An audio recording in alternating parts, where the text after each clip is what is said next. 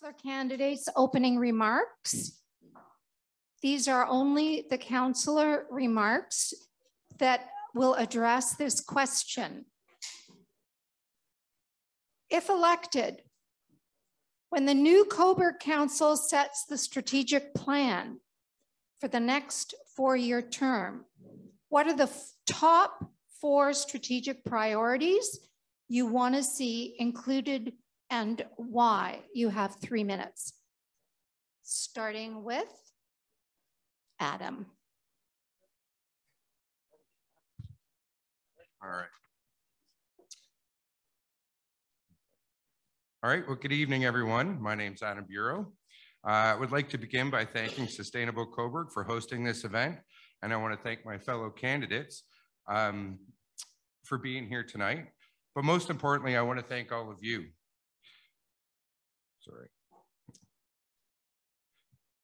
And I want to thank all of you for being here and wanting to hear what all of us have to say about our plans on making Cobourg a safe and sustainable place to live.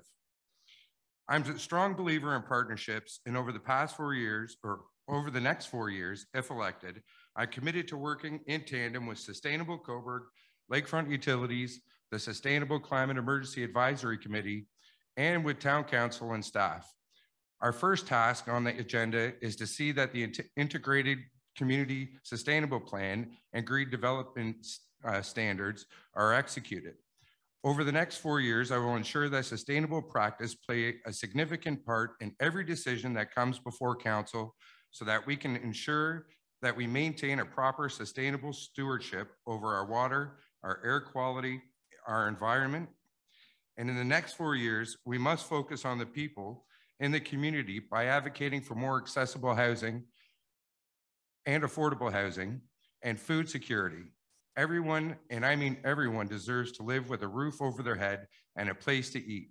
I will never stand in front of you and claim to be a climate emergency expert, but I will do these next 4 years, if elected, is to always listen and continue to learn and advocate for sustainable measures and to combat climate change in our community. If you want a councillor who takes action, is willing to learn, and strives to bring the community together for the betterment of generations to come, then vote Adam Bureau for Cobourg Council. It's our town and our future. Thank you.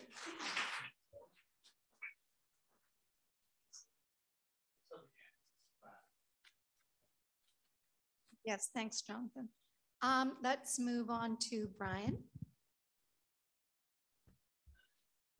Test. Evening, ladies and gentlemen. Again, thank you for inviting us. Thank you for being here, and thank you for your genuine concern for our community and the world as a whole. I could just say ditto to what Adam said and repeat everything, but I won't. I just stuck with answering the questions, and I'm glad I had my answers written down, because you'd think I just wrote them down as we talked this evening, because it's nice to see that everybody here almost agrees with everything I've written down. So if re-elected, I have put in close to 40 years working for the town of Cobourg. Community service is in my blood.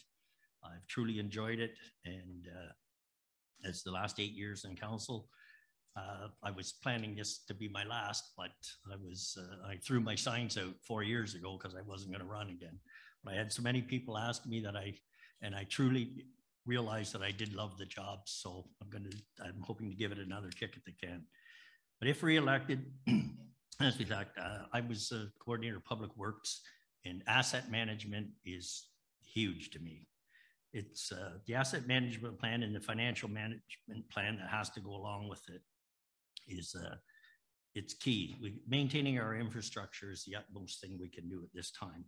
It's of great importance. It has an effect on anything. And one of our big projects that we completed, which I'm sure some of the people in this room may not even realize, was our flood retention pond on Kerr Street. You know, we did the Kerr Street right away, and it's going to continue over. But that flood retention pond to me was a huge benefit to the community to mitigate any future problems with flooding. So that's part of the asset management. And we're working right now to upgrade our sewage plants. And again, every time we get heavy rains, and stormwater gets into our sanitary sewer system, it overloads our sewage plants. And we're upgrading them this time because, I mean, each time those sewage plants or pump stations get overloaded, the raw effluent is pumped off right into creeks and streams and lakes. We can't have that. So all of this is a huge part of maintaining our asset management. The second priority, then again, what everybody wrote down is our integrated community sustainability plan and green development. We've got to get that thing rolling, and we've got a good start on it. The plan has been drawn up. We're ready to go. Green development, you know, the developers have realized that all of us are in their face saying, we've got to get these things going. And we got to work with the developers and lobbying and the building. And the third one was affordable housing. And again, we've all talked about that. And the last one is the waterfront. We've got our waterfront is so important to our community. So those are my four that I think are very important coming in the future. If we're elected, I'd like to work towards them. Thank you.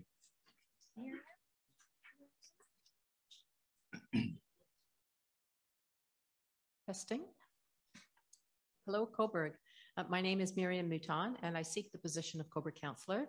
I'm a businesswoman and experienced municipal leader. I have served on Cobourg Council for 2 terms, 2006 to 2014. The top 4 strategic priorities I want to see and will support as part of Council's strategic plan include matters of community resiliency in face of change and progress. Second item would be timely and effective response.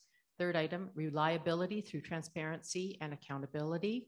And as my fourth item, I would like to see a priority for the incoming council to include support for sustainable management of public assets, including value for money, less waste, and healthy environment with clean air, land, and water now and for our future. And I will explain why. On resiliency, there will be ongoing challenges with regard to sustainable community and development and related changes, including adopting new ideas for essential infrastructure and operations in face of our changing environment and climate. On response, even in context of social media and the many ways to engage today, clear communications between council and citizen needs to be reliable, such as having a key portal information service for feedback, including the sharing of ideas, reporting of issues, and for questions. There are many essential services and amenities important to the community. It is what makes our stories and our town unique. In addition, town council must act as advocates on behalf of local citizens at the county and provincial level on matters like affordable and attainable housing, social services, including supports for aging in place, good transportation options, arts, culture, and tourism, and local food security. Also, a healthy community addresses the needs of all citizens, including families and youth. On reliability, this includes accountability and accessibility. For example, a municipality has jurisdiction of the streets, and we need to ensure safe streets. In addition, I hear from many of you that we need to fix the public transit system, as well as ensure options and active transportation supported by a good multi-use trail and path system. As your councillor, I will champion accountability and clear communication, advocate for balanced growth and a diverse economy, and support a safe and sustainable community for all. You will know where I stand. You can count on being heard. Visit miriamforcouncil.ca and vote for Cobourg Council. Thank you. Thanks, Miriam. Aaron? Good evening. Thank you to everyone for coming tonight and to Sustainable Cobourg for putting on this event. My name is Aaron Burgett, and I'm looking to be re-elected as one of the 5 council members for the next 4-year term. I believe it's important to have a healthy mix of new and experienced members of council as we work together to move Cobourg in a positive direction. If re-elected, some of my priorities over the next 4 years will be investing in services and infrastructure that make Cobourg more accessible to all, because eliminating barriers can enhance the quality of life for everyone. Continue to action the plan work for the East Pier and Harbor area to make sure we restore what we once had with that excellent gem down there. We need to make sure that partnerships are developed for community health priorities such as mental health, drug addiction, and homelessness, and actively act upon whenever possible so that we don't lose sight of this critical issue. Finally, I want to make sure people have access to places where the town can encourage healthy and active lifestyles across all age groups, as this is important for everyone's overall well-being. If you want somebody with the experience to continue to move Cobourg in a forward direction, re-elect Aaron Burkett for Cobourg Councillor on October 24th. Thank you, Aaron. Ashley? Thank you. Hello, thanks. I'm just going to kind of read what I have on my platform about the environment and sustainability, as it does indirectly answer this question, and then I will elaborate on the end. So good evening, everyone, and thank you for coming out. Thank you to Sustainability Cobourg for organizing this event. I was happy to participate because, as well as I'm not a hardcore environmental activist, I do care about the environment and have my entire life. Because I don't have my license, I've relied on public transit for a majority of my life. So, when I moved back to Cobourg in 2011, one of the first places I volunteered with was Go Green Together, and I learned a lot from them. And going into my platform now. So to quote NASA, the effects of human-caused global warming are happening now, are irreversible on the scale of people alive today, and will worsen over decades to come. It's bleak, but municipalities are on the forefront of climate change.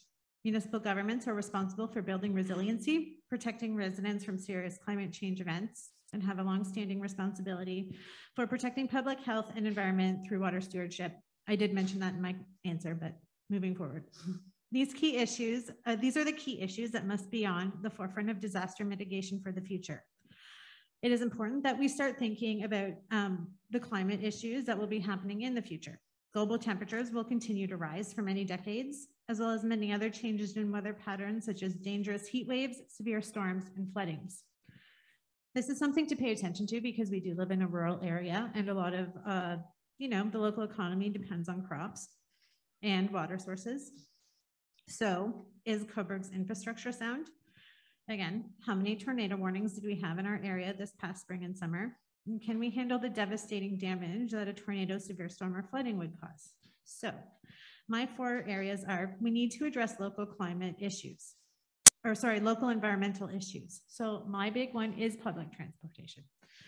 I think the bus system can really improve. And on the question I was given before, I'll just quickly mention that I think community education is really important to get the bus. If you take the TTC, which I often do when I'm in Toronto, there's always a public campaign about taking transit over driving. That is their main thing because it's their main revenue source. And I just have to admit too that public transportation is something that a municipality provides to its residents. It's never going to make money. It's not intended to make money. You're providing a service to your residents so the people that can't get around by automobile have an alternate way to get around. It's also really important to the environment. We need to conserve the environment that we have, so the natural beaches in our green space. We need to protect the earth for future generations, and we need local climate action now. So following through on the strategic plan and making sure things are getting done. Vote Ashley Bowman, ashleybowman.ca. Thank you. Thank you, Ashley. Randy, you're next. Thank you. I don't know if I speak for my colleagues, but there's nothing better that I'd rather be doing tonight than sitting here trying to answer unknown questions in 2 minutes. But we've done it. We're coming near the end, and my priorities in no particular order are: we must maintain them and the amenities residents want, such as parks, recreational, leisure facilities, more roundabouts for smoother traffic movement, bike paths, the active recruiting of GPs, maintain the beach and Victoria Park, of course, active transportation and multi-use busing, and jobs for younger residents. I did read a bit of it in one of my answers, so I'll skip over that now. But there are many shining examples of what can be accomplished by working together towards a mutual goal and vision.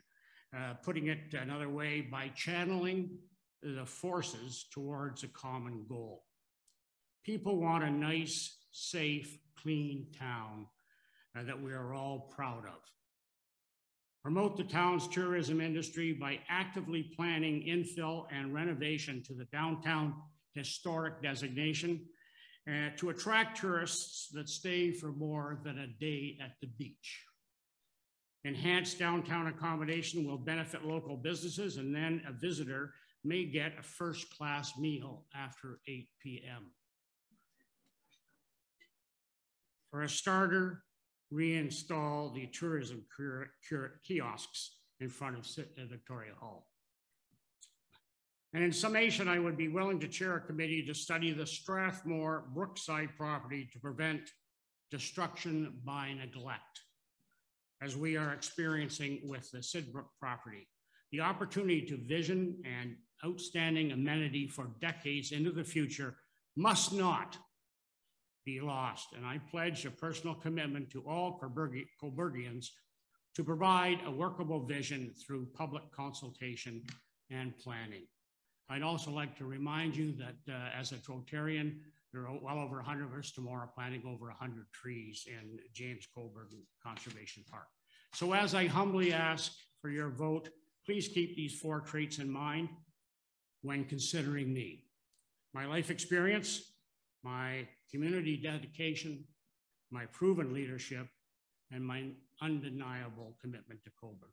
Thank you for coming tonight. Thank you. Now we may applaud.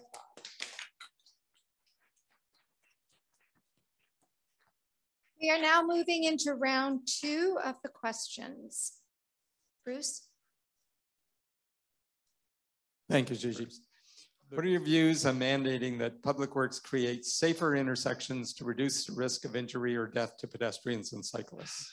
You have 2 minutes for your answer. Thank you, Bruce.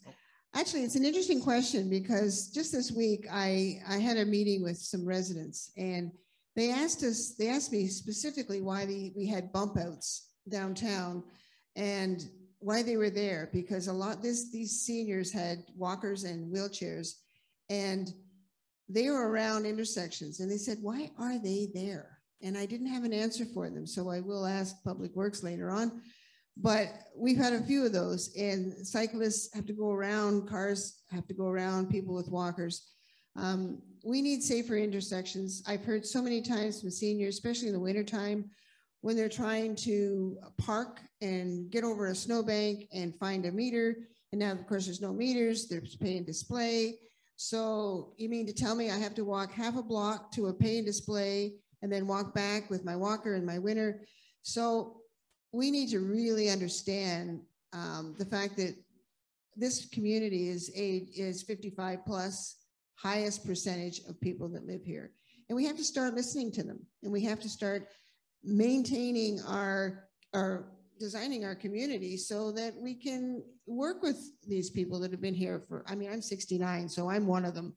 But I think we really have to work with Public Works and understand the safety. We hear safety a lot. We hear it for sidewalks, we hear it for intersections, and we don't have to wait till somebody gets really hurt or dies. I think there's enough planning in the Public Works, there's enough documents out there that we can talk about safety and do it well and listen to the people. Thank you.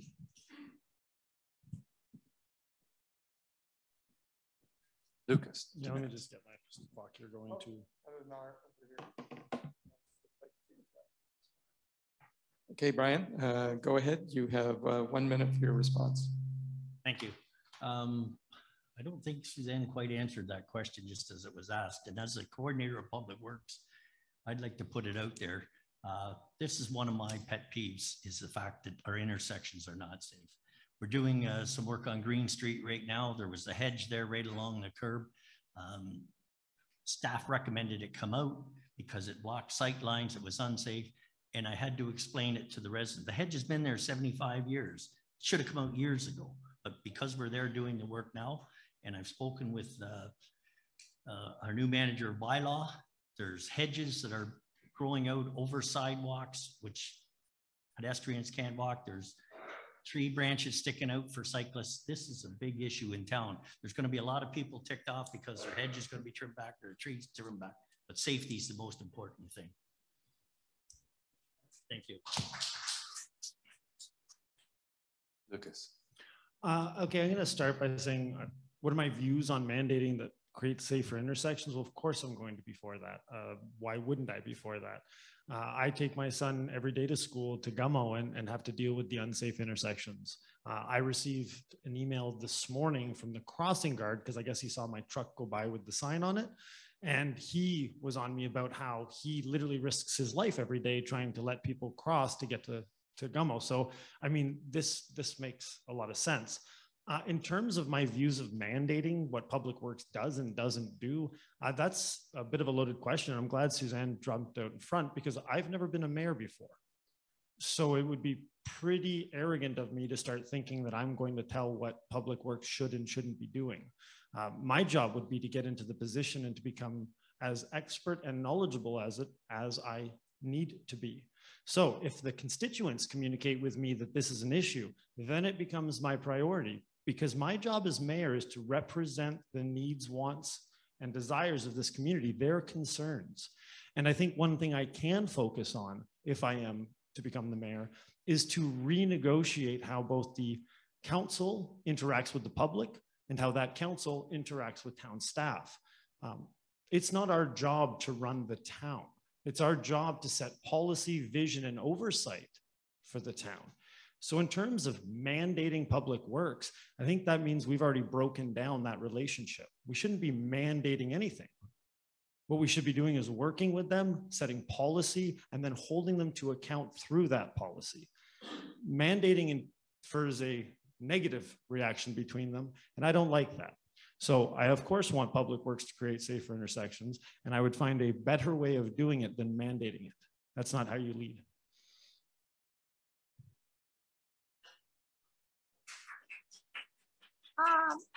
Hold your applause, please. Ashley, you have a, thank you. I know I have 1 minute, so I will be quick with this, but I'll bring it up. As a cyclist, has anyone ever been hit by a car in an intersection? I have. So I have no problem with mandating Public Works for safer intersections. You do not want to get T-boned by a car on your bicycle in front of a hospital, because it took place at Toronto East General. So if you know where that is in Toronto.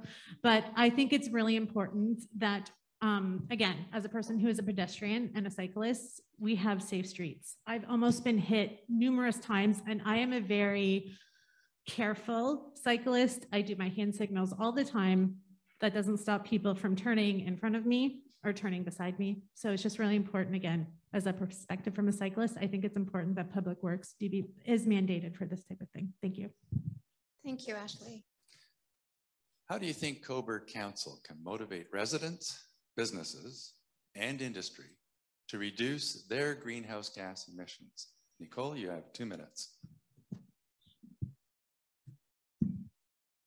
Thank you. I'm going to build off of the question when it was asked, what can the town do? I think Cobourg leadership needs to set the standards in us implementing our own policies and procedures around the greenhouse gas emission reduction. And a really simple standard I would look at exploring, and I believe Councillor Darling mentioned it, is what planning and economic tools and incentives do we currently have? So something like our community improvement program. I would support incentives and policies that encouraged residents, businesses, and industries to reduce their greenhouse gas emissions. That to me is one of the things I'm looking forward to as a tangible action item for implementation from the ICSP. And so that analysis is still being undertaken. But I would also want to hear from residents, businesses, and industries, what can they do within their own footprint that would be realistic targets. So I look forward to that ongoing consultation as the next term of council would receive the next phase of the ICSP. Thank you, Nicole. Okay, Miriam, same question. Yeah, thank you for the question. I think that Nicole covered a lot of the items eloquently. And I think when we're trying to aim for a target, I think we need to identify what the barriers and possible connections might be. So there's quite a number of initiatives, incentives, plans that are in place or being put in place, which are very helpful. I think one of the main factors is that the town and council can lead by example. And one of the ways of doing that is looking for good examples in other communities on what is being done and how it might be applied in our community. And so I would just reinforce that it's identifying what the barriers are that are unique to our community in trying to promote everyone to aim for these targets, reducing greenhouse gas emissions, and making those connections. And it could be partnerships as well to identify that. But I think Nicole mentioned about industry, asking business, you know, what could you do, and what do you want to do, and how can we help you? We have a rebuttal. Lucas, 1 minute. I'm going to keep this nice and simple. The way Cobourg Council can motivate residents, businesses, and industries to reduce their greenhouse gases is through acknowledging, supporting, and rewarding the ones that do. You don't have to create incentives that are going to cost lots of money. There are already lots of us in the community. There are businesses in the community that are doing a lot for sustainability. And what the Cobourg Council can and should do is use, again, their limited resources to solve problems that are affecting us right now, while acknowledging the people, the businesses, and the industries already doing the things that we want them to do. We can have civic awards, we could have business awards, we could have any kind of, we could have financial incentives. There are lots of things we can do as council, but is that necessarily what we should be spending our time doing? That's a question I have to turn to the community for. Thank you. Next question. Okay, let's go with blue. In your role in council, what actions will you take to ensure that all future developments in Cobourg are net zero, by which we mean the energy required for operating the development comes from renewable energy sources? So Ashley, you have 2 minutes. Thank you. So just to answer this question, what actions would I would take? But I guess all future developments would ask any, I guess, industry coming to the area what their plan is for net zero, because I would believe that new infrastructure would take that into consideration, or you hope that they would take that into consideration, because that's how the environment is progressing and how the politics, or the rhetoric around climate change is progressing. I also think it would be good to look at the currently standing infrastructure as well, and how they're going to meet net zero targets, because I think if they can, it's important. I think it's really important for every kind of future developments or infrastructure to look on this. Climate change is a big thing. The environment is a big thing. We need to be as conservative in that sense as possible, and trying to be as green as possible. We spent many decades fighting it, and now we're in a situation where it might be too late. So now we just have to mitigate and do what we can do to prevent catastrophic events. Thank you. Thank you, Ashley.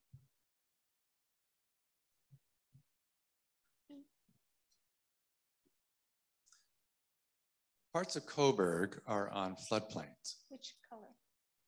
We will go with black. We have to protect and preserve the watershed to provide resilience in the face of extreme weather events. If elected, what actions will you recommend to provide watershed resilience for our town and its residents? Brian?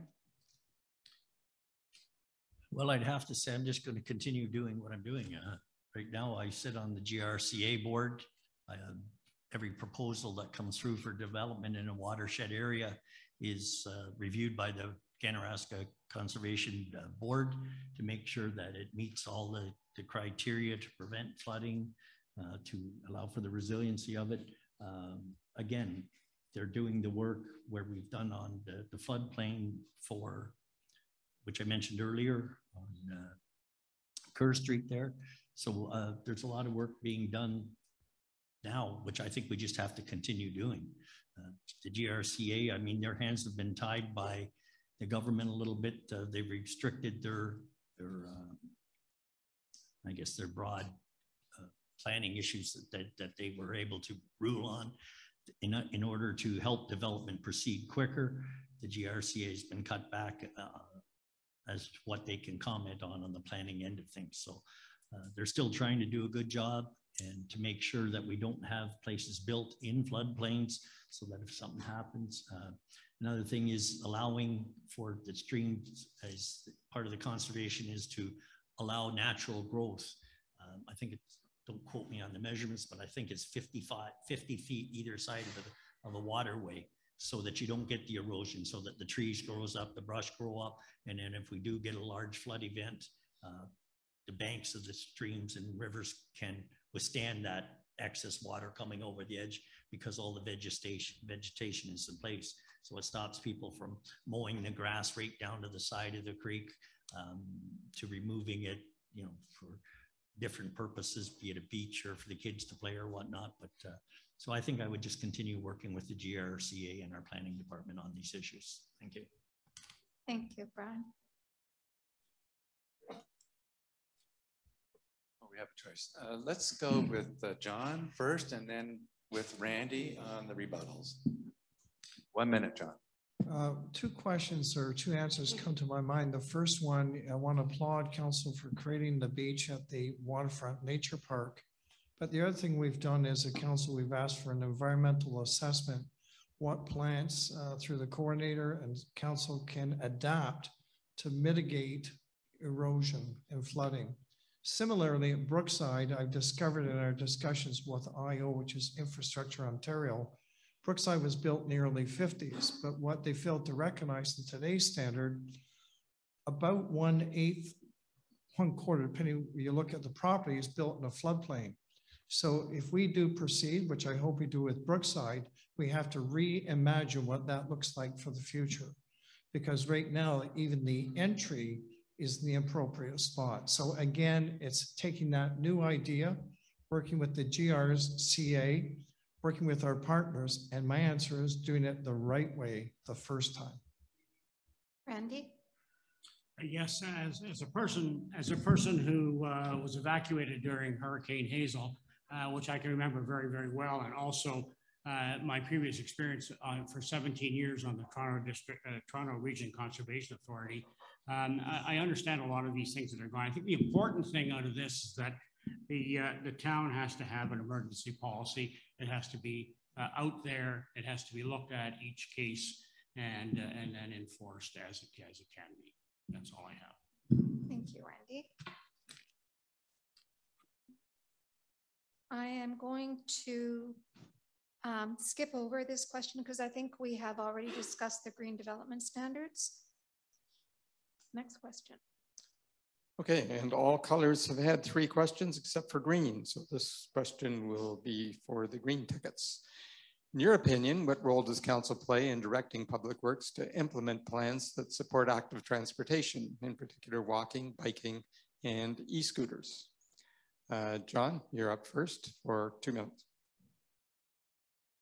Well, first of all, I'll change the wording slightly. Council play in directing public works. I think public works is doing an amazing job through our director already working with the Bicycle Action Committee, Go Green.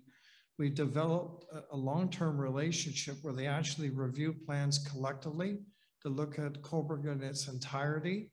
And they submit those plans annually through our budget process. The only thing that's missing, in my opinion, we need to put far more money into that plan, because right now it's just going to take too long to create an integrated multi-linked system. But the components are there. The groups are together. The strategies are there. Where we want to go is there. In fact, I have the plan on my desk at home for the next 4 years already that they're proposing. What are we missing? Finances. So let's put the finances up. Let's do what Tape and Tangwashing did. They spent $800,000 over 6 years. And if you've ever been there, they got one of the nice multi-routes in Georgian Bay area in all of Ontario. So my answer is we can do this, just need a few more resources for all the right reasons. Thank you, John. Aaron, 2 minutes. Yeah, I think this is a really easy question. I think the role that council has through the budget process is simply putting more funds into the budget to allow public works to action the items that are already before us in creating these walking, biking, and electric scooter paths throughout the town of Cobourg and completing the connectivity. Thank you. Miriam? Just wait till the, yeah. Oh, I need to. So I'm going to combine my answer with the previous question and this one. And yes, Public Works does have a vital role, but I see like water takes the shortest route. So if we're planning, adapting to extreme climate events and worried about floodplains and so forth, we have to not only mitigate but adapt. And I see that the active transportation network actually could follow a similar route. So what I'm saying is that infrastructure to help us with floodplain and climate adaptation is actually part of the parkland system. And so it looks gorgeous, but in an extreme weather event, it does its job, and it connects, it provides direct connection through the active transportation network. Thank you, Miriam. Nicole?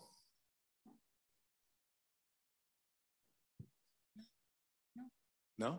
That was a response, a rebuttal. Oh, that was a response. Rebuttal, Okay. yeah. So next question. We had this question. What's the next one? Thank you. That's what confused me. I think we've done this one. Next, that's even better. The provincial government has mandated that all municipalities meet accessibility standards, including public transit. How would you implement this mandate? We will go with blue. Oh, hello, thank you. One of my key platforms is accessibility in town because I am also a disability advocate and I am a person who has a disability. So it is really important that we meet the standards of the AODA by 2025. Is Cobourg going to get there? That is a question that we need to look into. I do sit on the Equity, Diversity, and Inclusion Committee as well.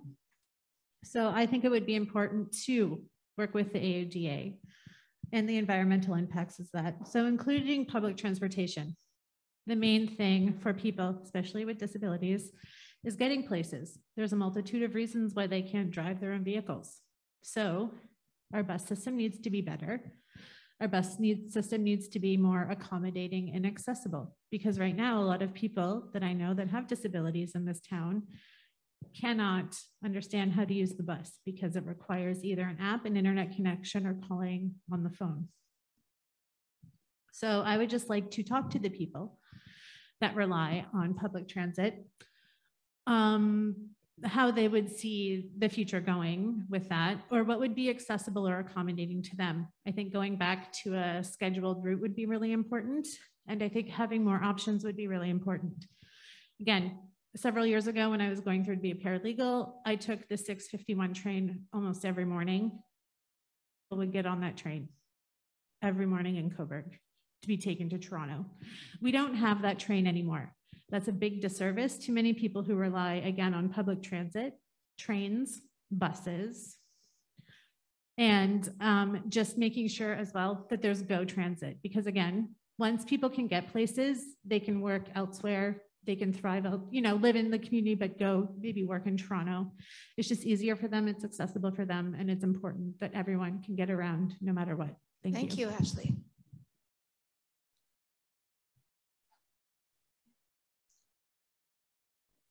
Okay, Aaron, go ahead. You have 1 minute. As a current member of the council sitting on the Accessibility Advisory Committee, I've learned a lot over the last 4 years. I think we've made some really good headway in this term of council, getting the accessibility coordinator staff member in place. And there's a lot of good action items coming out of the Accessibility Committee, as well as from that particular staff member. And I think if we just continue doing that and moving in a forward direction, I think we're going to get there. Thank you, Aaron. Next question. Okay, and we'll go with Black for this question. The next council meeting of the new term, will you make a motion and support the subsequent resolution to accept the climate action plan that is now accepted only in principle? Ryan, this one's for you. Well, to be honest with you, I'd have to give that some more thought.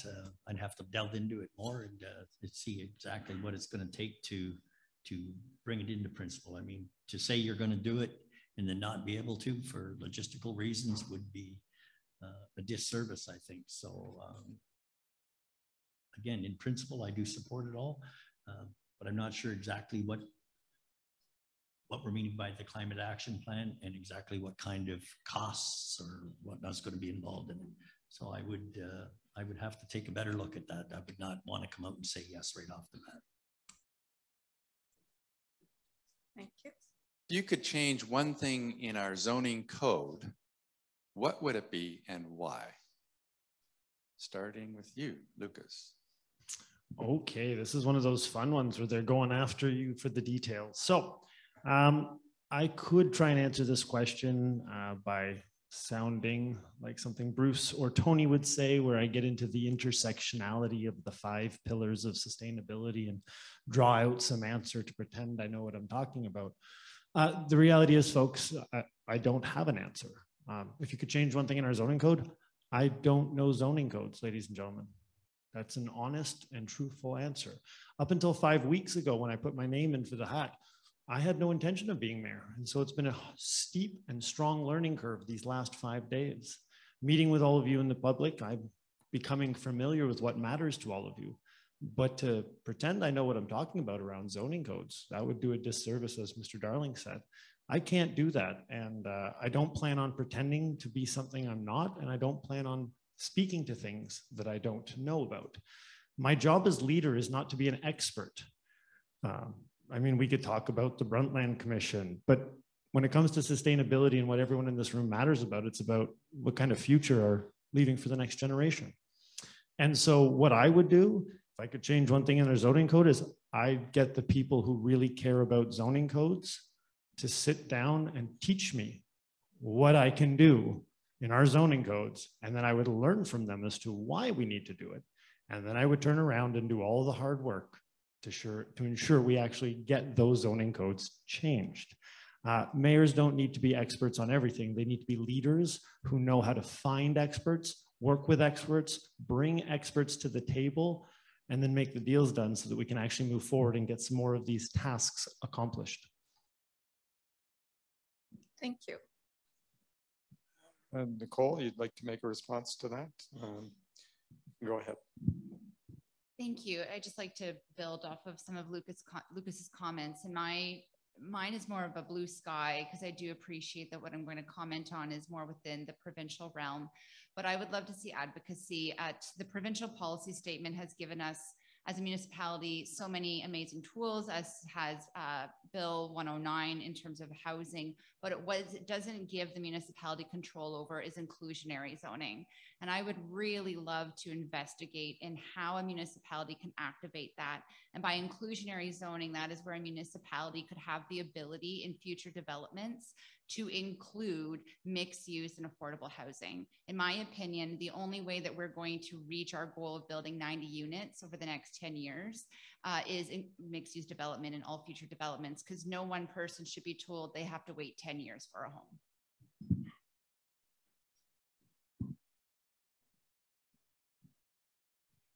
Suzanne, you have 2 minutes to answer that question. Thank you, Bruce.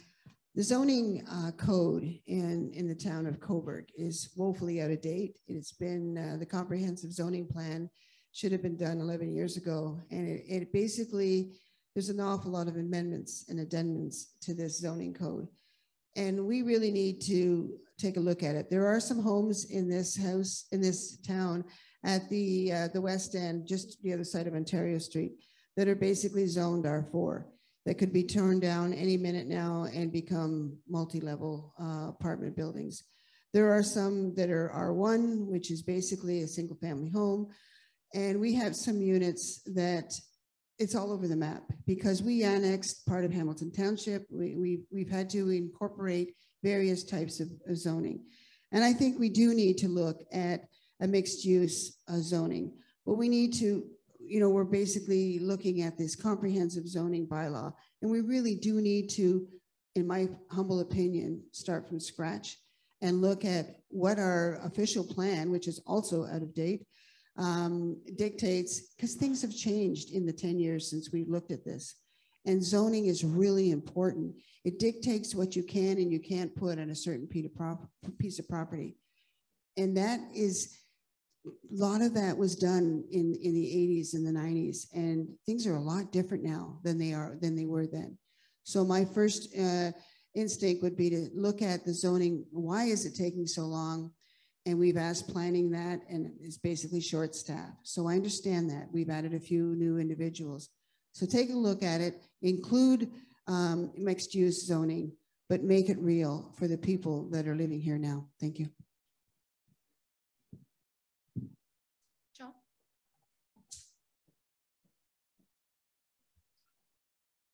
My colleagues are quite right. Our official plan was done in 2010, and every town has an official plan, which is sort of the Bible, and it's followed by a comprehensive zoning bylaw.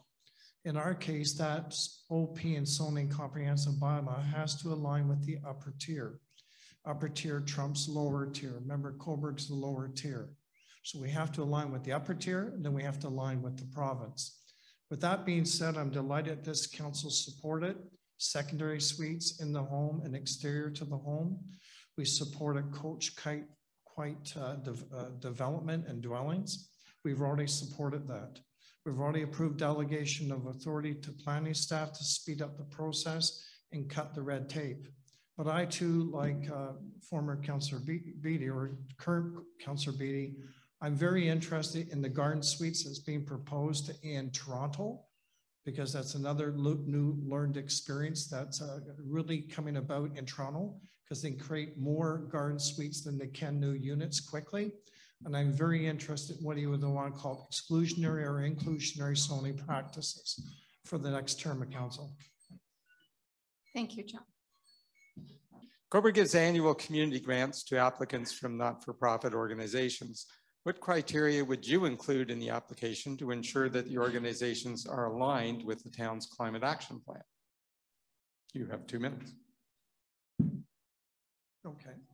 I support the community grants, especially for nonprofits, but I believe as each nonprofit does their submission, we can make it very clear that they have an aspect within their application that speaks how they can limit or define what they're doing towards climate change. In other words, whether it be the recycling, whether it be how they handle material, whether they're operating machinery, what is it they could do to demonstrate to us to get this grant, but they too are making gains to reduce their footprint in their particular activity.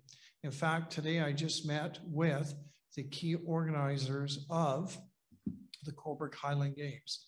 They're in my office already preparing for next year's June 16th and 17th, 2023. So wouldn't this be a great opportunity to say to those organized and others, in your carbon footprint, what are you doing when you run that event to demonstrate to us you're running the event successfully, but reducing your carbon footprint, and make that part of every application? I would certainly support that, because please remember, we are all part of this together. There's no one who's exempt from reducing our carbon footprint in our environment. Thank you, John. Aaron, 2 minutes. I think the criteria that we can put into the application process is encouraging people to reduce their carbon footprint, and ask them what kind of sustainable practices that they are doing through, whether it's an event or whether they're through their daily operations. And maybe with that, we can weight those applications higher than others. And that way we're kind of getting some of the action plans done, but obviously not make that, you know, a do or die kind of thing with the applications, because I think some of these organizations are doing some great work. I'd go back to one of the things that they did at the RibFest pre-COVID was the zero waste thing with the partnership with the Northumberland County. I thought that was very good. You know, so things like that, if they're bringing that to the table, I think that's something that's encouraging a long-term sustainable practice kind of thing. So I think that's the kind of thing that we'd have to look for. We can all clap.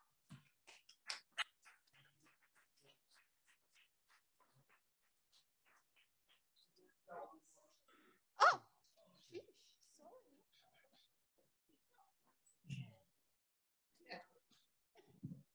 Okay, whenever you're ready, Suzanne, go ahead. I just wanted to end with my last R. I know that I've been involved with the community grants for about 6 years, and last year, GG and Sustainable Cobourg came up and they wanted $7,000, and we couldn't give it to them because we just didn't have the funds, and there was no criteria specifically for climate change activists. So we really wanted to give something to this amazing group that works so hard. So anything we can do to make a little bit of that 50,000 go to climate change and this amazing group that's hosted us tonight would go miles. So I just wanted to say that. Thank you. It was worth waiting for my last R. Thank you. Well, thank you, Susan. Do we have any audience questions? We do, and we've had orange and purple have not had 4 questions. Everyone else has. So I'm going to suggest we take 2 audience questions, and we're getting close to the end time-wise. So 2 audience questions. One's going to go to orange and one's going to go to purple.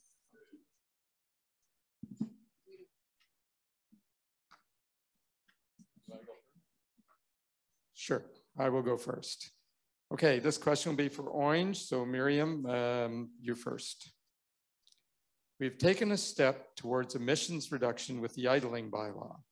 Enforcing it, however, begs the question of whether we will outlaw restaurant drive-thrus where people routinely idle for 5 to 10 minutes in order to have a cup of coffee handed to them. Now, I don't actually see that there's a question about that, but perhaps you could just speak to that. So we have an anti-idling bylaw. How does that relate to drive-thrus? That's a very good question. And I can tell you that based on my understanding, it was the Restaurant Association with the idea of maintaining drive-thrus that actually slowed down our official plan and related zoning bylaw document, because many official plans across Ontario for municipalities were taken to the Ontario Municipal Board for that very reason, drive-thrus. So anyway, that's a little bit of history. It's one of the reasons why we're so behind, as I understand it. I think that it would be possible to redesign the drive-thrus and how they perhaps encourage the respective businesses that operate drive-thrus, and that's anything from banking to picking up coffee to all kinds of package pickup and drop off. And I think that if we encouraged a change in how the consumer expects and gets delivery of service, then we might be able to address it. So that's probably a long question, maybe a little bit long in the scheme of things, but I don't think that the idling bylaw would apply to private lands. It's like parking. I have a response. Oh, so anyway, so I'll keep it short, but it's like if you have an accident at the mall, that's private property. So if there's a traffic infraction on private property, it's a different scheme of things. So Gigi, you have a response? Yes, we are a partner to the town of Cobourg in this particular initiative. And that idling bylaw was passed by council on June 22nd. And we've been working to inform the public that drive-thrus are exempt. So it's not an issue if you're still wanting to have that.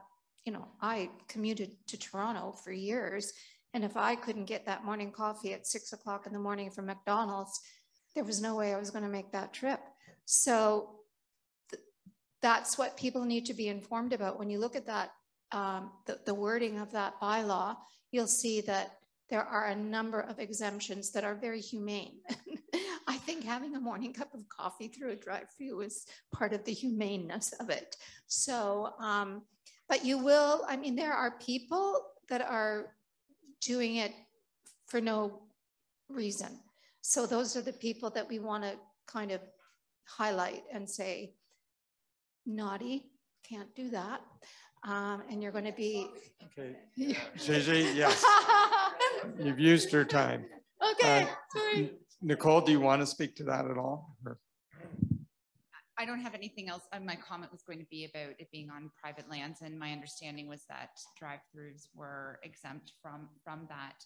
If I may just build on that in the time that I have, what I have been talking to folks about, and myself as I sit at some intersections that have very long, unnecessary traffic lights, and counting and being like, am I idling against my own bylaw that I supported? And so all humor aside, I'm fully supportive of the anti-idling bylaw. Where on town property, I would like us to do some studies so that we have data to ensure that our traffic lights that were made for certain reasons, are they in alignment with the environmentally sustainable friendly policies we're putting into place? So I just want to add that in addition to the town has to take some responsibility. If we're implementing a bylaw, which I support, we have to circle back to some of our own infrastructure and just make sure that we're not contradicting our own policies and bylaws. Final question to which color do we? Purple. Here's the final question, audience. Are you in favor of expanding the marina? And if so, why? And how do you see the impact on the recreation users, dragon boat, canoe, and sailing clubs? Adam, 2 minutes. Like I ran on 4 years ago of not expanding the harbor. So I'm not in favor of expanding the marina or any extra slips. But having that said, I just want to take 2 minutes and say, there's somebody here tonight that has been a champion these 4 years of Sustainable Cobourg Council on accessibility, sustainability, and she's been a champion, and that's Councillor Emily Chorley. So thank you for all that.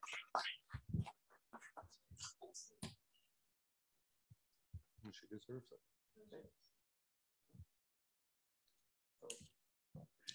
Yeah, I have to say that just as a first look, and again, I'm not on council, but I happen to believe that we attract people to the marina that park there and that spend money downtown. And I would like to really take a look at it before I said A or nay. But I will say that in principle, I would be in favor of some limited expansion. All right. We have a rebuttal. Lucas, 1 minute.